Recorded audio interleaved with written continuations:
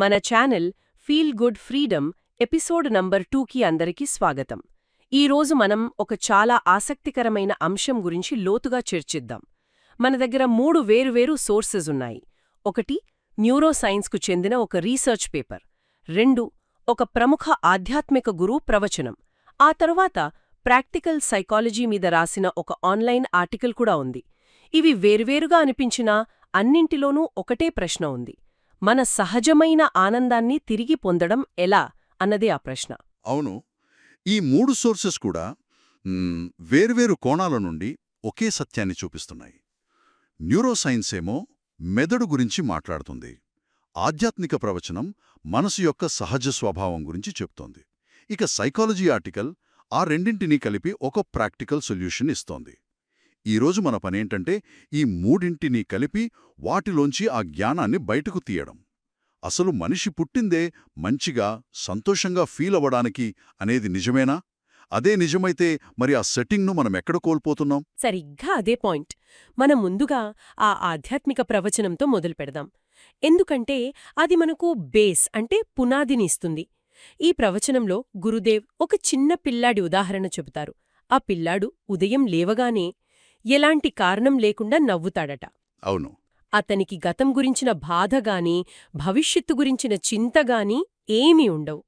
అతని మనసు చాలా తేలికగా ఖాళీగా ఉంటుంది. ప్రవచనం ప్రకారం ఇదే మనందరి సహజ స్థితి అట. ఖచ్చితంగా. ఇక్కడ గురుదేవ్ వాడిన ఒక పదం చాలా ముఖ్యం: తేలికదనం, లైట్నెస్. ఆయనేమంటారంటే ఆనందం అనేది మనం సంపాదించుకునేది కాదు, అది మనం మర్చిపోయిన మన సహజ స్వభావం. మనసు మీద అనవసరమైన ఆలోచనల బరువులు మోపనంతవరకు అది సహజంగానే ఆనందంగా ఉంటుంది. అంటే మనం ఆనందం కోసం ఎక్కడికో వెళ్ళక్కర్లేదు, మనని మనం బరువుగా మార్చుకోవడం ఆపేస్తే చాలు. ఓకే. కానీ ఇక్కడే అసలు సమస్య మొదలవుతుంది కదా.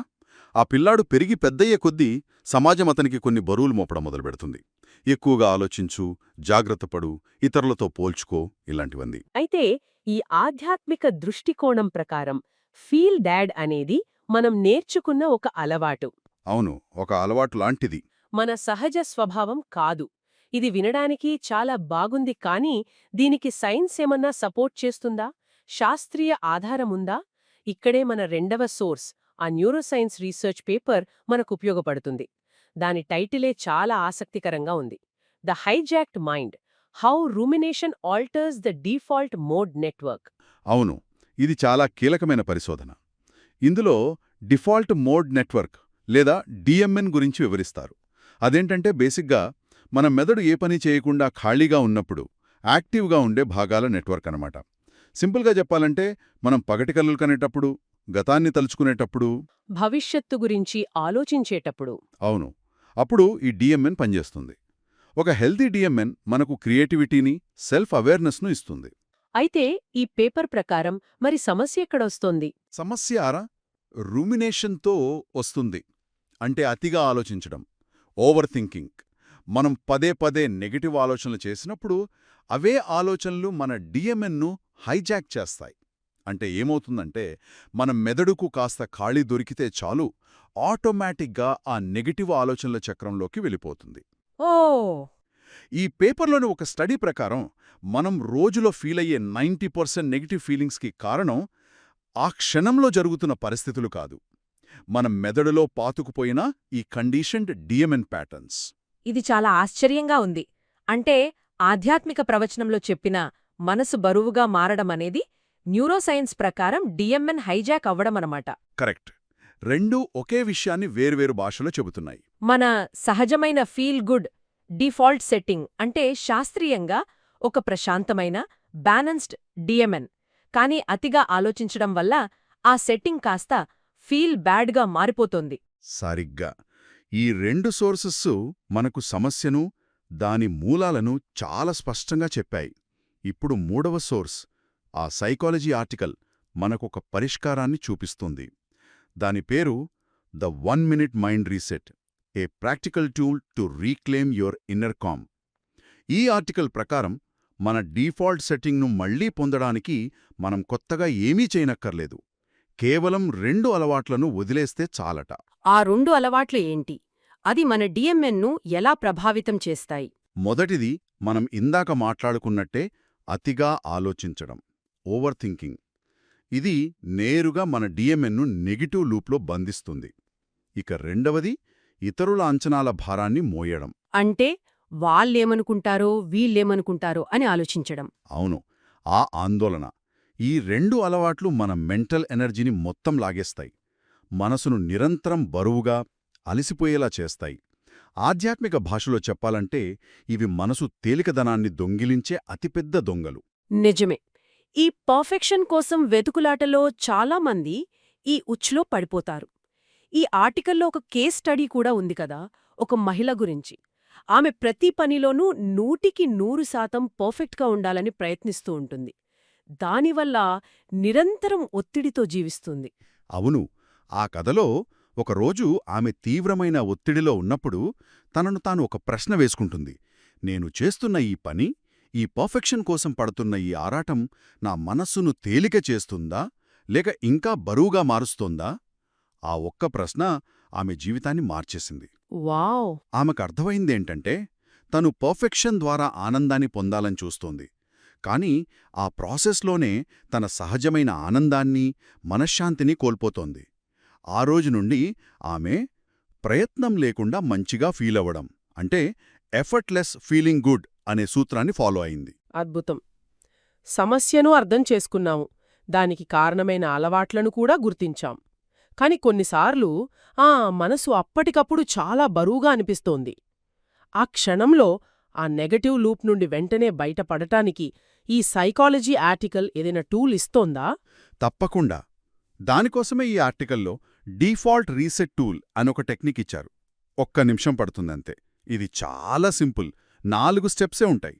మనసు బరువుగా, చికాకుగా లేదా నిరాశగా అనిపించినప్పుడు వెంటనే దీన్ని ట్రై చేయొచ్చు. స్టెప్ 1, మీరు ఏం చేస్తున్నా సరే ఒక 5 సెకన్ల పాటు కదలకుండా పూర్తిగా ఆగండి. స్టెప్ 2, ఇప్పుడొక లోతైన శ్వాస తీసుకోండి. నెమ్మదిగా ఊపిరి పీల్చుకుని ఇంకా నెమ్మదిగా వదలండి. స్టెప్ 3, మీకు మీరే లోపల చాలా స్పష్టంగా ఒక కమాండ్లాగా ఇలా చెప్పుకోండి, చెడుగా ఫీలవడం ఆపు. స్టెప్ 4, ఇప్పుడు బహుశా బలవంతంగా అయినా సరే మీ పెదవులపై ఒక చిన్న చిరునవ్వు తీసుకురండి. అంతేమా? ఇది చాలా సింపుల్గా ఉంది. కానీ ఇది ఎలా పనిచేస్తుంది? దీని వెనుకున్న సైన్స్ ఏంటి? దీని మన న్యూరోసైన్స్ సోర్స్తో కనెక్ట్ చేయగలమా? ఖచ్చితంగా కనెక్ట్ చేయగలం. ఇక్కడే ఈ 3 సోర్సెస్ యొక్క బ్యూటీ మనకు కనిపిస్తుంది. స్టెప్ 1లో 5 సెకండ్లు ఆగడం వల్ల మన ఆటో పైలట్లో నడుస్తున్న డిఎంఎన్ యొక్క నెగటివ్ ఆలోచన చక్రం వెంటనే ఆగిపోతుంది. It's a pattern interrupt. Okay, pattern break అవుతుంది. స్టెప్ 2లో లోతైన శ్వాస మన నాడీ వ్యవస్థలోని ఫైట్ ఆర్ ఫ్లైట్ రెస్పాన్స్ను ఆపి రెస్ట్ అండ్ డైజెస్ట్ సిస్టమ్ను యాక్టివేట్ చేస్తుంది. ఇది మనల్ని శారీరకంగా కామ్ చేస్తుంది. స్టెప్ 3, ఆపు అని చెప్పడం మన మెదడులోని ప్రీఫాంటల్ కార్టెక్స్కు, అంటే నిర్ణయాలు తీసుకునే భాగానికి కంట్రోల్ను తిరిగి ఇస్తుంది. ఆటోమేటిక్ ప్యాటర్న్ను ఓవర్రైడ్ చేస్తుంది. అవును. ఇక చివరిగా స్టెప్ 4, ఆ చిరునవ్వు. అది బలవంతంగా నవ్వినా సరే మన మెదడులో ఎండార్ఫిన్స్, సెరటోనిన్ లాంటి ఫీల్ గుడ్ కెమికల్స్ను రిలీజ్ చేస్తుంది. అది వెంటనే మన మూడ్ను కొంచెం బెటర్ చేస్తుంది. వావ్! అంటే ఈ సింపుల్ టూల్లోని ప్రతి స్టెప్కు ఒక క్లియర్ సైంటిఫిక్, సైకలాజికల్ బేసిస్ ఉందన్నమాట. ఆధ్యాత్మిక ప్రవచనం చెప్పిన ఆ తేలికదనమనే సహజస్థితికి మనల్ని తిరిగి తీసుకెళ్లడానికి ఈ టూల్ ఒక తాళం చెవిలా పనిచేస్తుంది. ఇది నిజంగా అద్భుతమైన సమన్వయం. అవును. మంచిగా ఫీల్ అవ్వడమనేది మనం కష్టపడి సాధించాల్సిన విషయం కాదు. అది మన సహజ స్వభావం. దానికడ్డుగా ఉన్న ఓవర్ థింకింగ్, ఇతరుల అంచనాల కోసం బ్రతకడం అనే బరువులను తొలగిస్తే చాలు. ఆ బరువులను తొలగించే లాంగ్ టర్మ్ ప్రాసెస్లో ఈ డీఫాల్ట్ రీసెట్ టూల్ ఒక ఫస్ట్ ఎయిడ్ లాగా పనిచేస్తుంది. మనసు ఎప్పుడు బరువుగా అనిపించినా 1 నిమిషంలో మనల్ని తిరిగి మన సహజ స్థితికి తీసుకొస్తుంది. కాబట్టి ఈ 3 విభిన్నమైన సోర్సెస్ నుండి మనం నేర్చుకున్నది ఇదే. మనందరిలోనూ ఒక ఫీల్ గుడ్ డిఫాల్ట్ సెట్టింగ్ ఉంది. అది మన సహజం, మన హక్కు. కాని మన పెంపకం, మన అలవాట్లు, మన ఆలోచనా సరళి ఆ సెట్టింగ్ను మార్చేసి ఫీల్ బ్యాడ్ను డీఫాల్ట్గా మార్చేశాయి.